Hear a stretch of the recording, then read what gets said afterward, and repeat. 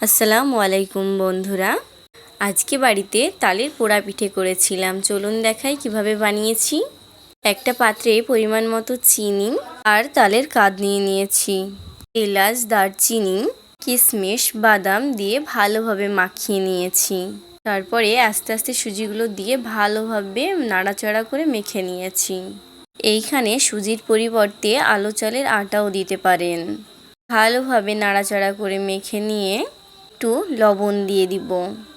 ভালোভাবে নাড়াচাড়া করে সব মিক্সড করে নিয়ে ঢাকা দিয়ে রেখে দেব 15 মিনিটের জন্য।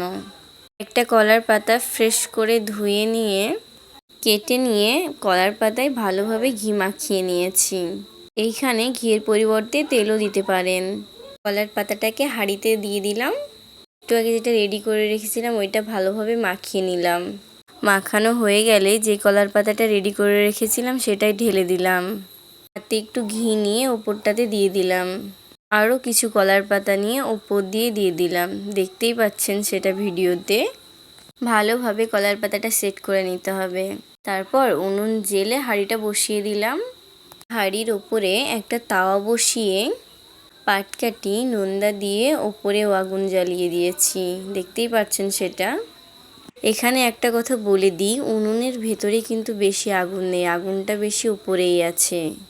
30 মিনিটের মতো হয়ে গেলে তাওয়াটা সরিয়ে চেক করে নেবেন ঠিক মতো পোড়া পিঠেটা হয়েছে কিনা। আমার পোড়া পিঠে তো একদম রেডি।